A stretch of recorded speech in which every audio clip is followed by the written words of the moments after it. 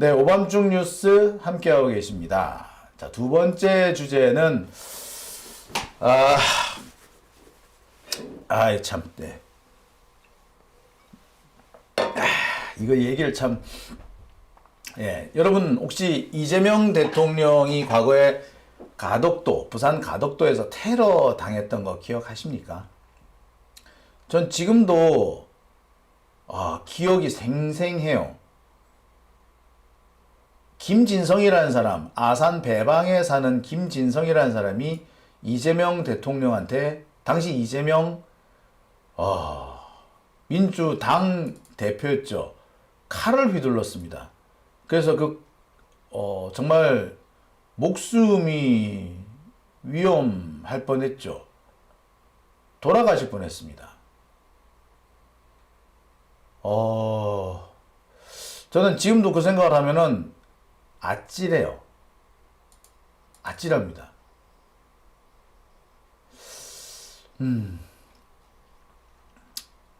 제가 그때 자료도 제가 있었죠. 그때 사진도 제가 그때 동영상도 제가 그때 가지고 있는데 지금도 있는지 모르겠네요.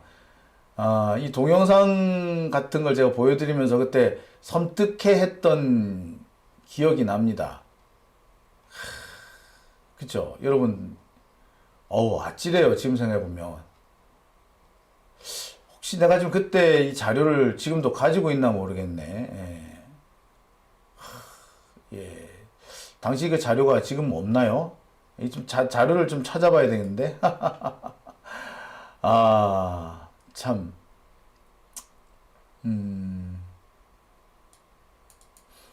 네, 참, 아찔한 기억이 제가 남아 있습니다. 여러분들 다 기억하시죠? 이재명 대통령이 돌아가실 뻔했던 그 장면. 자, 근데 그 당시 이 범인인 이 김진성의 배후가 있었다라는 주장이 오늘 공개가 됐습니다. 김진성의 배후가 있답니다. 그러니까 이재명을 죽이라고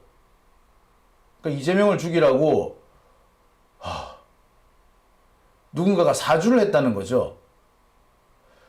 이게 지금 어디서 나오느냐면요.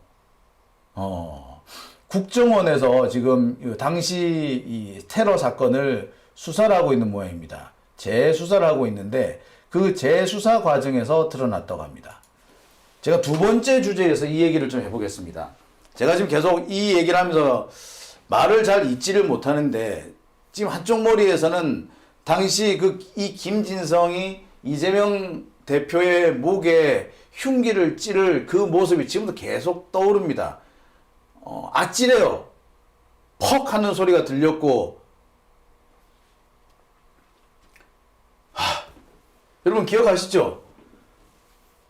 정말 그때 분노했던 기억이 생생합니다. 자, 그 김진성의 테러 배후에 고성국이 있다. 자, 다시 우리 시간을 지난 2024년 1월 2일로 돌아가 보죠. 이게요, 그러고 보니까 벌써 재작년입니다. 그러고 보니 2024년 참 많은 일이 있었네요. 이재명 대통령은 당시에 새해 벽두부터 칼을 맞았습니다. 그리고 그해 선거가 있었죠. 총선이 있었죠. 그리고 그 이후에 총선 이후부터 명태균 사건도 터졌고요. 각종 사건이 꼬리에 꼬리를 물고 터지다가 마침내 연말에는 계엄 사태까지 이어졌습니다. 어휴. 예. 2024년 1월 2일 오전 10시 27분 이 일이 있었습니다. 당시 이 이직들 국힘당은 이 사건을 축소 은폐하기 위해서 엄청 많은 헛짓거리를 했어요. 뭐 나무 꼬챙이로 찔렀다거나 커터칼로 찔렀다거나 상처가 그리 깊지 않다. 상처가 1cm밖에 안 된다. 아니 상처가 어떻게 1cm 겉모습이 1cm가 아니라 얼마나 깊이 찔리느냐가 중요한 거 아닙니까? 총알도 보세요. 들어가는 사입구라 그러죠. 사입구는 조그만해요. 근데 총은 맞으면 죽잖아요. 상처의 크기가 아니라 상처의 깊이를 가져야 되는 거 아닙니까? 근데 경찰은 1cm밖에 안 된다고 그런 그 보고서를 만들어 그걸 동네방네 퍼뜨려 다녔어요. 마치 이재명이 자작극을 벌이는 것처럼. 지금 생각하면 아찔하죠. 근데 그 알고 봤더니 그 배우가 있었던 거야. 그 배우에 누가 있었다고? 고성국이 있었다는 게 지금 국정원의 이 조사가 지금 진행 중이에요. 자, 범인은 충남 아산 배방에 거주하고 있는 김진성이고 당시 나이 66세, 지금 68세겠네요. 문제는 그 당시에 119 출동이 지연되면서 무려 23분이나 지나서 출동했다는 점. 그것 때문에 이재명 대통령이 상당히 많은 출혈을 했다는 거예요. 심각한 상황이었던 거예요. 그래 심각한 상황이었는데 부산대병원에서 응급처치한 후에 서울대병원으로 이송을 하는데 이거 가지고 또 개지랄을 떨었죠. 당시 부산대병원 여기는 뭐가 있었냐면 이재명이라면은 치를 떠는 의사들이 있었어요. 그래서 이재명 뭐 어쩌고 어째라 저째라 하는 의사들, 그 의사의 대표가 여기 있었어. 그 부산대병원에 있을 수가 없었단 말이야. 죽을 위기에 있는데 그런 사람한테 목을 맡기고 싶겠냐고. 안 그래요? 그런데 심지어 오마이뉴스조차도 당시 부산대병원에서 서울대병원으로 이송할 때 그때 헬기를 이동했다고 해가지고 그거 가지고 개지랄을 떨었어. 오마이뉴스조차도. 여러분 지금 대지포 보면요, 한겨레, 경향, 오마이뉴스, 프레시아 얘네들 지금은 자기들이 진보 언론이라고 뭐라고 떠드는지 모르겠지만 얘들 되돌아봤을 때 결정적인 순간에 결정적인 어거지를 썼어요. 아니 칼에 찔렸는데 그 헬기 이송했다고 그거 가지고 지랄을 떨고 왜 부산대 병원도 괜찮는데 왜 굳이 서울로 가냐고 그렇게 어깃장을 놓아야겠어요? 사람이 죽기만 했는데. 그리고 부산대 병원에 그 이상한 새끼가 있다고, 이상한 의사가 있다고, 이재명이라면 개거품 무는 의사가 하나 있었다고 그런 의사한테 맡기고 싶겠냐고 니 같으면. 안 그렇습니까? 자, 아무튼 간에 당시 돌아보면 아찔합니다. 기가 차요. 근데 알고 봤더니 뭐라고? 예, 배우가 있었다는 겁니다. 당시 이재명 대통령 경쟁 정맥이 60%가 잘렸어. 조금만 더 옆으로 갔으면은 경정맥이 다 잘려서 그 자리에서 사망했을 수도 있어요. 우리나라 역사가 바뀌었을 겁니다. 그러면 아마 우리는 지금도 계속 윤석열 시대에 살고 있을지도 몰라요. 참 기가 찰 노릇인데요. 자, 오늘 이 참혹했던 이 상황에 일의 배후에 고성국이 있다라는 주장이 오늘 그런 내용, 그런 주장이라기보다 그런 어떤 조사 결과가 국정원에서 나왔다는, 자, 이런 게 오늘 공개가 됐습니다. 뭐 길게 얘기할 거 없고요. 오늘 박선원 의원이 자신의 방송을 통해서 공개한 내용, 요 얘기부터 한번 보시고 다음 순서 계속 이어가겠습니다. 오늘 그래서 국회 정보위에서 국정원장에 대한 질문은 매우 중대한 의미를 갖습니다. 다시 정리해 드리겠습니다. 자, 가덕도 테러 TF 제대로 가동되고 있느냐? 가동되고 있다. 테러 방지법이 따라서 국가정보원이 임무를 수행하고 있다. 그렇게 국정원장이 답변을 했습니다. 고성국과 김진석이 만난 적이 있느냐? 국정원장은 극우 유튜버들과 접촉을 했다는 사실이 확인되었습니다. 그 극우 유튜버 중에 고성국과 김진성이 연락한 것이 있느냐라고 다시 물었고 그 점에 대해서 연락한 것으로 있다고 말하였습니다. 그 다음 제가 또 이렇게 질문했습니다. 고성국과 김진성이 여러 차례 연락을 했다. 그것은 2023년 8월 15일 윤석열이 우리 민주당을 향해서 반국가 세력 척결 운운할 때 이후 결국 정치적 경쟁자인 이재명을 제거하기 위한 구상이 섰던 거다. 그래서 김진성이 왜 이재명을 죽이려 한가에 대한 변명문 혼자 썼겠느냐. 다들 의심이 많았죠. 그러한 사상적 주입 그리고 실제 행동으로 끌고 간 게 누구냐. 고성국이 있다는 것이 밝혀졌습니다. 그래서 제가 다시 한번 확인했습니다. 자, 고성국하고 김진성하고 몇 차례 통화 등 접촉을 했습니까? 여러 차례 했다. 그러면 김진성이가 고성국을 만났습니까? 안 만났습니까? 라고 묻자 대답을 우물우물했습니다. 그래서 제가 다시 물었습니다. 고성국 TV라는 곳을 김진성이가 찾아간 것은 확인했느냐? 예, 그것에 대해서 가덕도 테러 TF 책임자인 국가정보원 제1차장은 있다라고 했습니다. 그럼 가서 고성국을 만났느냐? 라고 했더니 또 답변을 제대로 하지 않았습니다.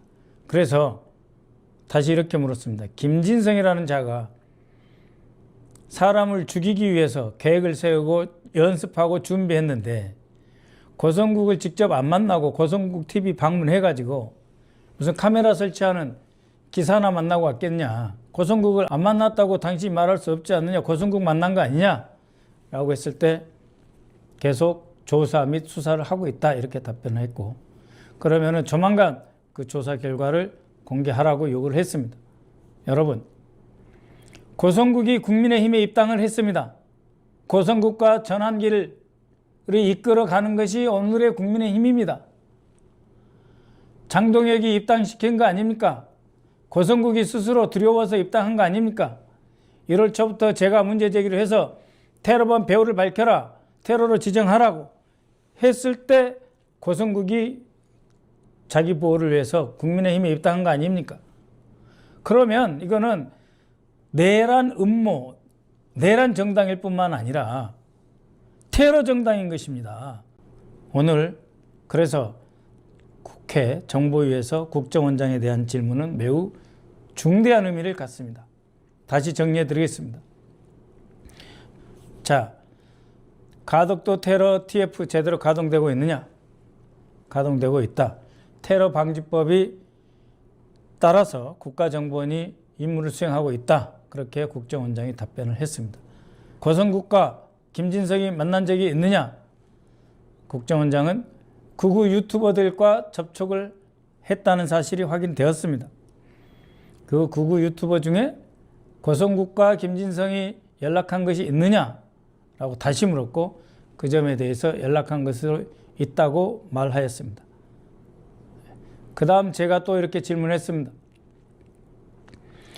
고성국과 김진성이 여러 차례 연락을 했다. 그것은 2023년 8월 15일 윤석열이 우리 민주당을 향해서 반국가 세력 척결 운운할 때 이후 결국 정치적 경쟁자인 이재명을 제거하기 위한 구상이 섰던 거다. 그래서 김진성이 왜 이재명을 죽이려 한가에 대한 변명문 혼자 썼겠느냐. 다들 의심이 많았죠. 그러한 사상적 주입 그리고 실제 행동으로 끌고 간 게 누구냐. 고성국이 있다는 것이 밝혀졌습니다. 그래서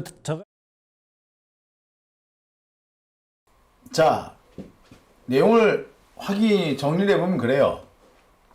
김진성이 테러를 벌이기 전에 고성국과 상당히 오랜 시간 여러 차례 연락을 주고받았고 김진성이 고성국을 만나러 간 적도 있다라는 겁니다.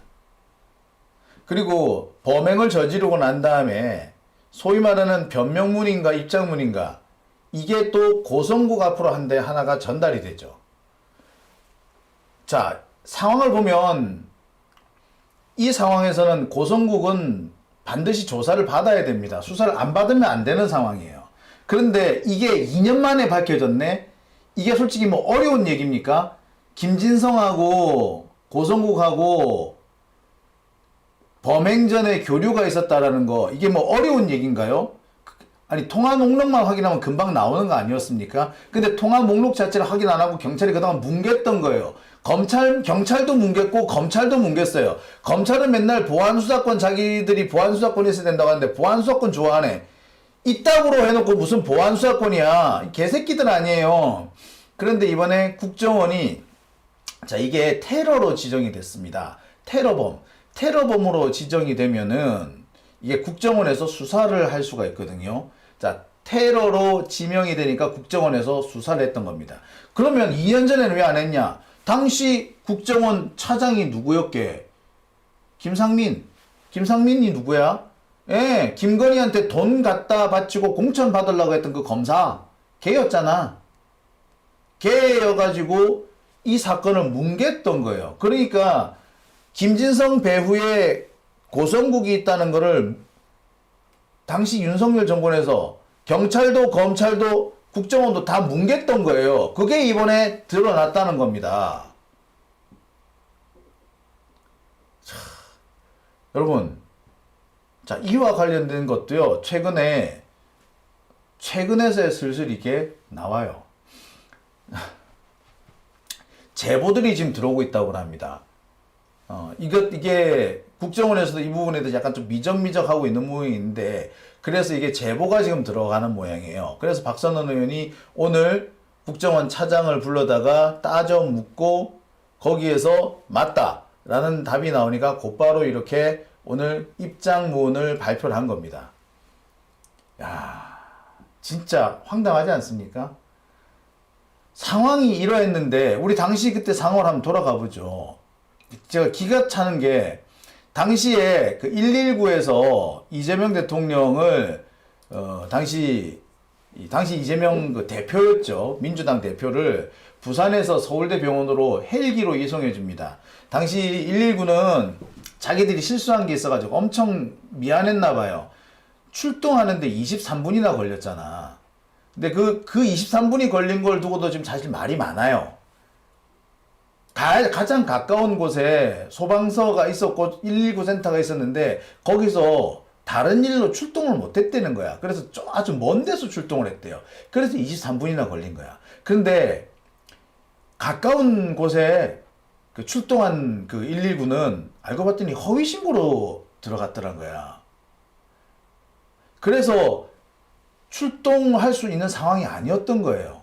그래서 멀리 있는 데가 출동했다는 거야. 아무튼 이것 때문에 119가 대단히 미안했던 것 같아. 쪽팔렸던 것 같아. 당황했던 것 같아. 그래서 자신들의 실수를 만회하기 위해서 이재명 대통령을 당시 부산대 병원에서 서울대 병원으로 헬기로 이송해 준 거예요. 그랬는데 이거 가지고 당시 그 얼마나 시비를 많이 걸었습니까? 서울대 병원은 부산대 병원, 부산대 의사회에서, 부산시 의사회에서 지역 의료를 무시한 특권 의식이라는, 아니, 사람이 죽게 생겼는데 지역 의료 이런 걸 따져요? 에? 이 부산 의사회 이 새끼들, 이거 책임 추궁을 해야 됩니다. 지금이라도 책임 추궁해야 돼. 이 새끼들 사실상 테러에 동조한 행위죠. 에? 사람이 죽게 생겼는데, 에? 지역 의료를 무시하네 마네 이런 소리를 하고 있어요, 지금? 에? 진짜 개새끼들 아닙니까? 의사들이 이렇게 개새끼 짓을 해도 되나요? 자, 아무튼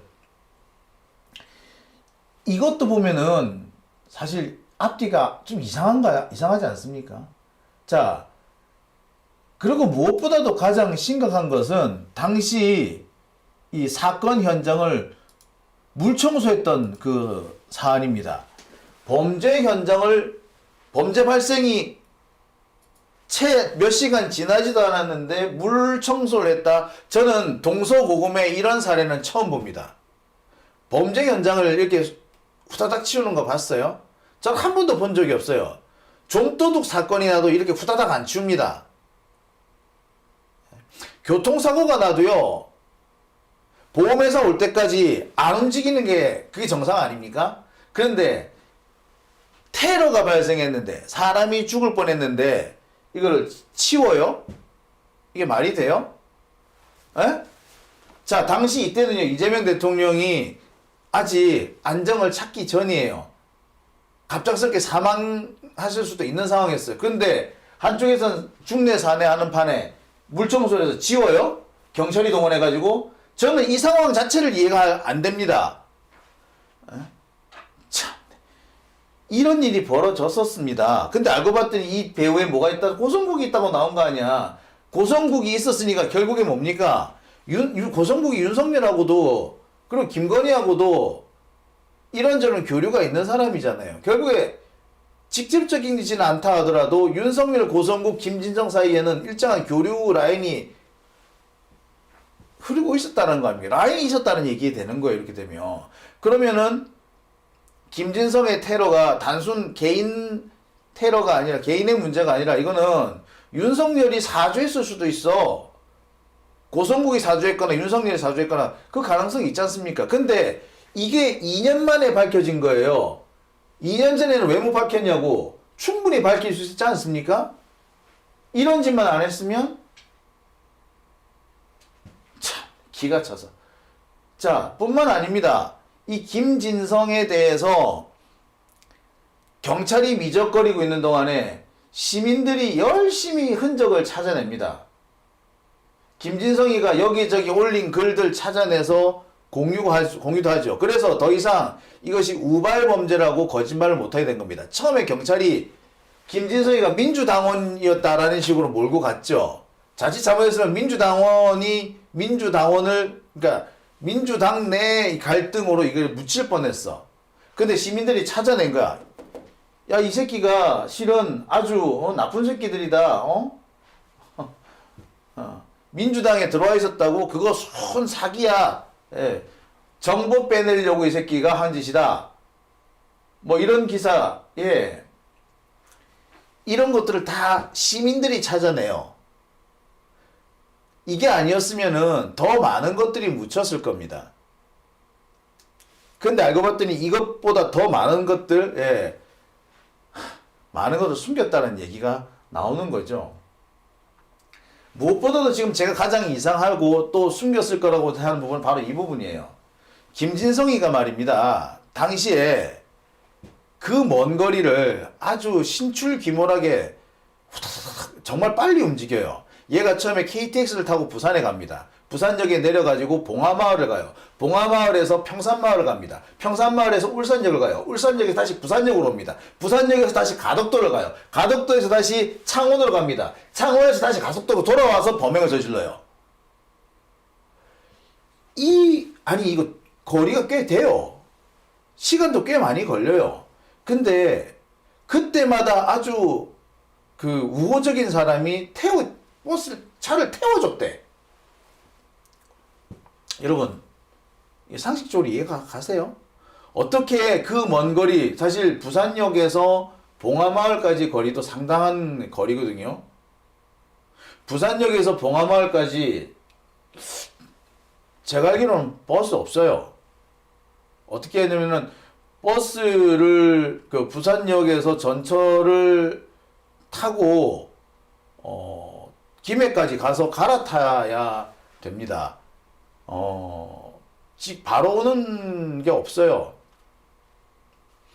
김해까지는 갈 수 있어도 김해에서 봉화마을까지 또 한참을 가야 됩니다. 그리고 서부터미널인가 거기 가가지고 그렇죠. 부산 서부시의 버스터미널에 가가지고 봉화마을 가는 버스를 타고 들어가야 돼요. 그럼 시간이 꽤 많이 걸립니다. 부산역에서 서부시의 터미널 버스 가는 것도 한참 걸려요. 그런데 이 사람은 봉화마을에서 평산마을, 봉화마을, 평산마을 이 사이는요, 대중교통이 아예 없어. 근데 거기 누군가 태워줬대. 자, 근데 평산마을에서 울산역, 여기도 대중교통이 있긴 있는데 아주 불편해요. 근데 여기서도 누가 태워줬대. 자, 그리고 다시 부산역으로 와서 부산역에서 가덕도를 가는데 또 누가 태워줬나? 오이씨. 그 다음에 가덕도에서 나올 때 또 누가 태워주죠. 이게 바로 가덕도에서 나올 때 벤츠를 태워준 사람입니다. 이 장면이죠. 이 부분을 두고 지금도 여러 가지 논란이 있는데 당시에 경찰이 뭐라고 이렇게 이 사건을 대충 넘어가느냐면, 이 벤츠를 태우던 이 사람 민주당 당원이다 이런 식으로 해서 넘어가요. 김진성도 민주당 당원이다라고 하면서 뭘 넘어가더니 벤츠 태우던 사람도 민주당 당원이라고 해서 넘어가려고 했던 거야. 김진성은 그때 우리 시민들이 찾아내서 결국 이 사람이 민주당 당원이 아니라 민주당에 들어와 가지고 정보를 빼내려 했던 거다라는 게 드러났지만, 이 벤츠 태워준 이 사람은 지금도 애매하죠. 근데 알고 봤더니 이 사람이 어디라고요? 그 부산의 그 소년보 목사, 그 소년보 목사가 운영하는 그 교회의 신도라는 게 확인이 됐죠. 자, 여기서부터 다들 좀 뭔가 이상하지 않습니까? 자, 그리고 이거 보세요. 이 김진성인데요. 여기서 이미 범행을 저지를 연습을 하고 있었던 겁니다. 이렇게. 자, 여기저기 살펴보면은 당시 경찰도 그렇고 검찰도 그렇고 이 사건 수사를 어떻게든 간에 은폐하고 덮으려고 했었어. 김진성 개인의 단독 범행으로 끝내려고 했던 겁니다. 근데 그때도 제가 여러 차례 말씀드렸습니다만 이거 도저히 단독 범행일 수가 없고 누군가가 조직적으로 이 사람을 지원해 줬다. 그러지 않고서는 이렇게 이 사람이 이런 범행을 저지를 수 없다. 당장 이 사람의 이동 동선만 봐도 명백하다라고 말씀을 몇 번을 드렸던 바가 있습니다. 자, 이동 동선. 자, 이겁니다. 제가 그때도 말씀을 드렸었는데, 자, 이동 동선이에요. 이 부산 지도거든요. 자, 여기서 맨 처음 출발 어디서 하느냐? 부산역에서 봉하마을까지 갑니다. 자, 여기가 부산역이고요. 부산역에서 봉하마을까지 가요. 이게 32km입니다. 32km. 바로 못 가요. 이게 절대 바로 못 갑니다. 부산역에서 이 사상 쪽에 있는 서부 시외버스터미널에 와서 서부 시외버스터미널에서 봉하마을까지 가야 되고요. 그러니까 진영읍으로 가야 되고요. 진영읍에서 택시를 타고 봉하마을에 들어가야 돼요. 이렇게 가면은 부산역에서 봉하마을까지 2시간 반, 3시간이 걸립니다. 그럼 이걸로 하루가 끝이야. 그런데 이 사람은 봉하마을에서 평산마을을 가죠. 문재인 대통령이 살고 계신 평산마을로 갑니다. 이게 또 한 60km 정도 돼요. 근데 봉하마을에서 평산마을까지는 시외버스가 없어요. 직통 버스가 없어요. 이리로 가려면 다시 부산으로 들어와서 돌아가야 돼요. 여기는 김해고 여기는 양산이거든요. 버스 없어요. 그런데 여기서 누군가가 태워줬대, 이제 이거를. 자, 그 다음에 평산마을에서 울산역으로 갑니다. 자, 그 다음에 여기서도 누군가가 태워준대. 그 다음에 울산역에서 부산역으로 다시 돌아옵니다. 기차 타고. 그리고 여기서 다시 부산역에서 가덕도로 가요. 가덕도에서 사전 답사를 마치고 창원으로 옵니다. 총 이동 거리가 얼마냐? 156km예요. 자동차로 이동한다고 했을 때 5시간이 소요된답니다. 어마어마하죠. 근데 얘 이 거리를 다 누군가가 다 태워줬대. 그때마다 그때마다. 상식적으로 이해 가세요? 예? 이게 상식적으로 이해 가시냐고요. 제가 그때 그래가지고 이동 경로를 다 하면서 이렇게 해봤더니 뭐 총 얼마가 나오더라 했더니 도저히 시간대가 안 나온다. 자, 당시 여기 보세요. 봉하마을에서 병산마을까지 가는 경우 직통 노선이 없어서 총 버스를 4번을 환승을 해야 되고 3시간 47분이 걸리고 제가 이 계산을 다 했었습니다. 이렇게. 그리고 평산마을에서 울산 가는 것도 버스를 이용하면 1시간이 걸린다가 다 제가 그때 보여드렸고요. 울산역에서 부산역 가는 거, 부산역에서 뭐 가덕도 가는 거 다 얘기를 했습니다. 계산해 보니까 총 하루 종일 움직였을 때 8시간씩 걸리더라. 제가 그때 계산을 했었던 거예요. 근데 이 이동을 전부 다 누군가가 그때마다 누군가가 이동을 도와줬다? 히치하이킹을 했다 그러죠? 그러니까 누군가가 가는 사람이 있어서 그 사람한테 태워달라고 해서 태우고 갔다. 누구를 진짜 바보로 하나, 씨. 예. 그때도 이거 문제가 있다, 이거 거짓말이다, 말도 안 된다. 가장 특히 논란이 됐던 것이 가덕도에서 창원까지 태워졌다는 그 벤츠. 뭐 지역 유지고 민주당원이고 어쩌고저쩌고 했는데 알고 봤더니 얘가 소년보 목사 그 교회에 다니는 사람이었다는 게 나중에 확인되잖아요. 여기에서 우리는 이미 딱 감이 온 거죠. 지금까지 이게 수사가 안 됐던 겁니다. 그동안에. 그런데 이번에 당시 이재명 대통령의 이 사건을 테러로 지정하면서 겨우 이제 진실이 밝혀지기 시작한 겁니다. 자, 제가 지금까지 이렇게 장황하게 말씀드린 거는요, 당시에 벌어졌던 일들이 석연찮게 너무 많다는 겁니다. 우연이라고 하기에는 너무 공교롭지 않습니까? 마치 의도적으로,